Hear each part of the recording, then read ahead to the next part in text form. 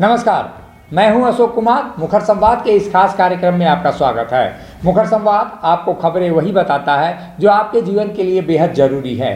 आज दिन भर क्या खबरें मुख्य रूप से रहेंगी, किन खबरों पर मुखर संवाद की नज़र रहेंगी, उनको हम बताना चाहते हैं। सबसे पहले शुरुआत करते हैं उत्तर प्रदेश के चुनाव से। उत्तर प्रदेश के विधानसभा चुनाव में अब कुछ ही दिन बाकी रह गए, यानी जो 10 मार्च की तिथि है वो जल्द ही आने वाला है। इसके पहले 3 चरण के चुनाव अभी बाकी हैं, 5वें, 6ठे और 7वें चरण के। कल मतदान होना है 5वें चरण को लेकर और पूरी तैयारियां मुकम्मल कर ली गई हैं। वहीं अब 6ठे चरण के चुनाव प्रचार में सरगर्मी दिखी जा रही है। आज कई जगहों पे प्रधानमंत्री नरेंद्र मोदी भी और खासकर अखिलेश यादव कई जनसभाओं को संबोधित करेंगे और ये जनसभाएं अब पूर्वांचल की ओर होंगी। पूर्वांचल के इलाके में किस तरह से चुनावी सरगर्मी बढ़ी है, बलिया, गोरखपुर, आजमगढ़, मऊ, इन इलाकों में जो समाजवादियों का गढ़ बनाया जाता है उस इलाके में अब चुनाव प्रचार होना है। ऐसे में पूरी तरह से जातीय समीकरण पर अब निगाहें टिकी हुई हैं और चुनावी जो सरगर्मी है वो बढ़ी हुई है। हालांकि पूर्वांचल के अंदर जो कास्ट फैक्टर हैं वो हावी रहेगा और यादवों, मुस्लिम और ब्राह्मणों, इन 3 बिरादरियों पर खास नज़रें रहेंगी। वहीं राजभर बिरादरी का भी बड़ा योगदान होगा जो समाजवादी पार्टी की ओर से फिलहाल लगी हुई है चुनावी समीकरण को इधर से उधर करने में। तो इस खबर पर हमारी नज़र रहेगी कि कौन नेता कहाँ जाता है और क्या कई सीटों पर हम समीकरण भी लेकर आएंगे कि आखिर क्या कुछ चुनावी सरगर्मियाँ चल रही हैं। दूसरी खबर यूक्रेन से लेते हैं। यूक्रेन में जो हमला हुआ है रूस का, उसके बाद से जो झारखंड के लगभग 2000 लोग वहाँ फंसे हुए हैं। खासकर उन लोगों की मैं बात करूँ कि जो यूक्रेन जाते हैं मेडिकल की पढ़ाई करने। मेडिकल की पढ़ाई वहाँ सस्ती है और सीधे एडमिशन होती है। ये कारण है कि यहाँ के लोगों को, जो धनाढ्य लोग हैं, जो पैसे वाले लोग हैं, लगभग 10 लाख रुपए का खर्च होता है, वो लोग वहाँ पर जाकर मेडिकल की पढ़ाई करते हैं। और कीव में लगभग 500 लोग झारखंड के फंसे हुए हैं जो मेडिकल के स्टूडेंट हैं। उनको खासकर कहा जाए कि उस इलाके में जो मेडिकल के स्टूडेंट हैं वो वहाँ पर पढ़ाई कर रहे हैं, पैसे कम लगते हैं और जो एडमिशन की प्रोसेस है वो काफ़ी सुविधाजनक है। इस कारण से यूक्रेन में लोग फंसे हुए हैं और उन छात्रों ने भारत सरकार और खासकर मुख्यमंत्री हेमंत सोरेन से भी गुहार लगाई है मदद की कि वो भारतीय एम्बेसी से बात करके और उनको वहाँ से बाहर निकालने में मदद करें। लेकिन आपको समझना होगा कि आखिर यूक्रेन क्यों जा रहे हैं।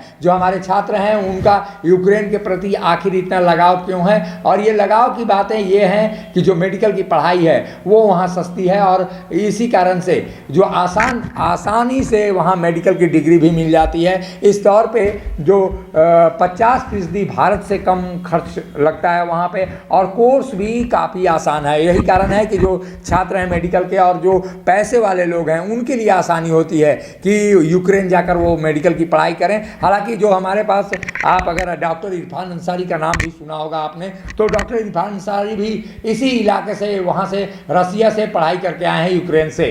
तो आप एक कल्पना कीजिए कि आखिर जो पैसे वाले लोग हैं उनके बच्चे वहाँ पर फंसे हुए हैं और यही कारण है कि आखिर मेडिकल की जो पढ़ाई यहाँ बिहार, झारखंड और तमाम देश के अन्य राज्यों में होती है वो वहाँ पे टफ नहीं बल्कि आसान होती है। पैसे भी कम खर्च, मेडिकल के जो एडमिशन है वो भी प्रोसेस आसान है।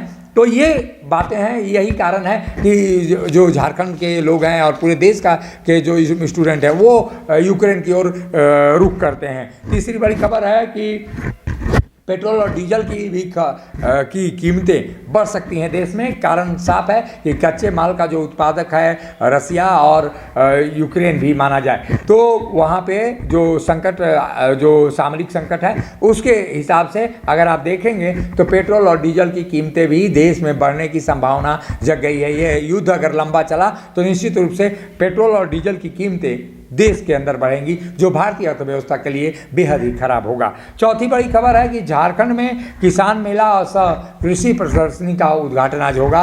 कृषि मंत्री बादल पत्रलेख आज वो इसका उद्घाटन करेंगे राजधानी रांची में। राजधानी रांची में किसानों की जो आय है उसको दुगुनी करने की बात हो रही है। हालांकि दावा राज्य सरकार की ओर से किया जा रहा है कि कृषि ऋण और तमाम तरह की बातें, किसानों को जो सुविधाएं देनी है वो दे, लेकिन समय पर बीज न मिलना ये भी बड़ी समस्या है। वहीं बिचौलियों का अभी भी जो स्थिति है बिचौलियों की, वो किस तरह से हावी है, इस पर भी बातचीत हम करेंगे और इस पर खबरें भी दिखाएंगे। वहीं पांचवी बड़ी खबर है कि आदिवासी संगठनों के सामाजिक और धार्मिक जो ज़मीन है उस पर कई लोगों का कब्जा है और इसके खिलाफ राजभवन के समक्ष वो आज धरना देंगे। इस खबर पर भी हमारी निगाह रहेगी कि किस तरह से आदिवासियों की जो पूजा स्थली है, जो धार्मिक स्थली है, जो सामाजिक स्थली है, उन पर ज़मीन के जो लोग हैं, ज़मीन दलालों का कैसे कब्जा है और भूमाफियाओं का कैसे कब्जा है, इसे लेकर राजभवन का ध्यान आकृष्ट करने के लिए आज एक दिवसीय धरने का आयोजन किया गया है। तो इन तमाम खबरों पर हमारी नज़र रहेगी, खासकर और खबरें जो घटनाक्रम में होंगी उन पर भी आपके लिए हम नज़र बनाए रखेंगे। बने रहिए मुखर संवाद के साथ। अभी के लिए बस इतना ही। नमस्कार।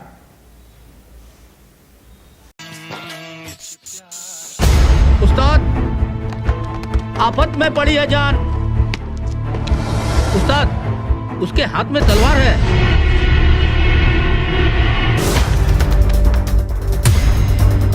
तलवार का मुकाबला पाइप से।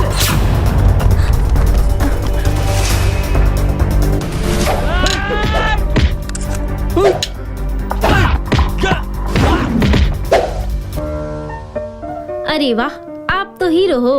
हीरो मैं नहीं, ग्लाइको पाइप है। अरे बॉस का कॉल। हेलो, आज का हेडलाइन क्या है? आज का हेडलाइन तो ग्लाइको पाइप है सर। ग्लाइको पाइप हम चुकाते हैं एक एक बूंद की कीमत। जब टूटती है आस, जब थकती है सांस, जब रूठते हैं अपने, मुंह मोड़ता है जमाना, जब अंगड़ाई लेता है संकल्प, फिर बनती है कहानी, बनते हैं अनमिट निशान।